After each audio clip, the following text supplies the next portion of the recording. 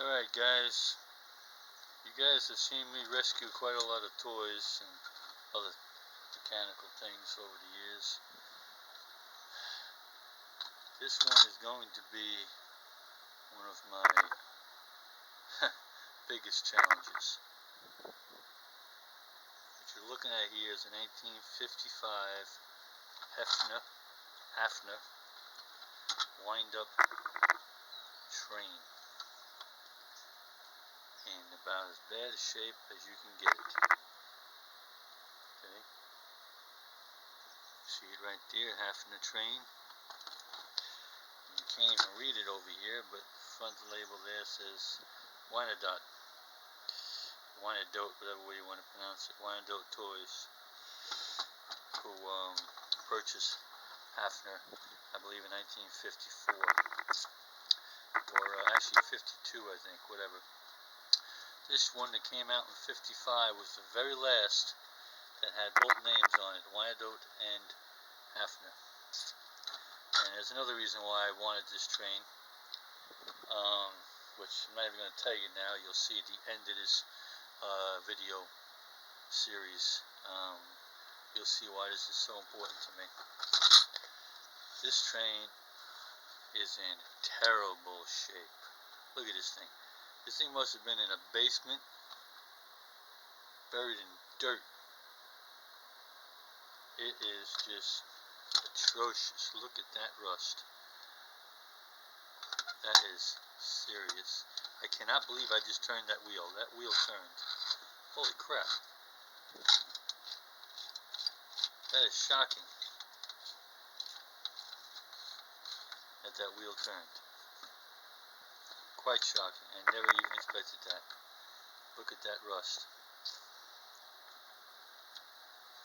This is a major project. I am not going to be doing a restoration. I never do. This is a rescue and save. There's a bell in there. Okay, I got to figure out how that worked. And had a light that went up front here. That was actually battery operated. There was an on-off switch over here. It's gone. Key is just wobbling around in there.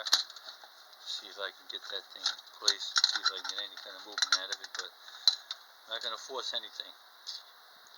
First order of business, take that motor out of there and totally submerge it. Totally submerge it in a bucket of white vinegar and let it sit 2 to 4 days. Just let it sit. White vinegar has a chemical reaction on rust and just makes it flake off. It's a time-consuming process, but it works. Trust me. There's endless videos on YouTube about it too. White vinegar, plain white vinegar, distilled white vinegar. You just put something, you got an old pliers or something, put it in a bucket, submerge it. It must be totally submerged in the white vinegar. Just leave it alone. Let it sit for days and come back, and with a little bit of brushing you can get all the flaking off, and you'll be amazed how good it looks. So that's what I'm going to do with this motor. That's my first order of business, but I want to do a real close-up here. I'm taking this motor out as soon as this video is over, so this will be the only time I am videotaping this, nice and slow. I'm going to try to repeat this afterwards so you can see the difference. Okay, the other way, from the bell back. This is a major project. Now I can't do nothing with the lithographs, on the train. This is just totally shot. Of course, I'll take some, I'll brush it up a bit and try to clean it up, but you're never going to see the detailed lithographs again as it was before. Never. That's impossible.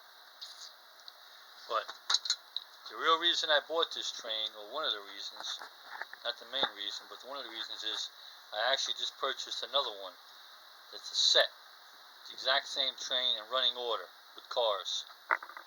And when I seen this one on eBay, with shipping was less than 20 bucks, I couldn't pass it up.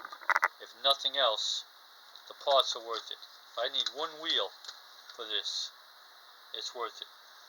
So this might very well turn out to be a parts train, but I am going to try to get it to run. And the beauty of a wind-up is you can totally take the motor out and submerge it. With an electric engine, you can't do that. But the wind-up is all just mechanical parts, all steel, and so you can do that. And that's a really big plus. So, just boring you to death by showing you these close-ups, but I'm doing it for comparison before and after. Alright guys, there you go, 1955 Wyandotte Hafner locomotive. And it's number 115041, I believe. If I'm reading that right. Yep, 115041.